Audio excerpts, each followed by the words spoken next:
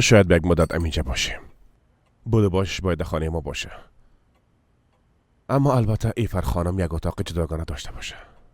ما یک قسم فکر نمیکردیم. خواهی شما چه قسم فکر کرده بودین؟ عروسیشان را خو میکنیم. یک بار اونجا یک بار اینجا. کسی که از طرف دولت میه پرسان نمیکنه که خانمش کجاست. این گپتان درست است.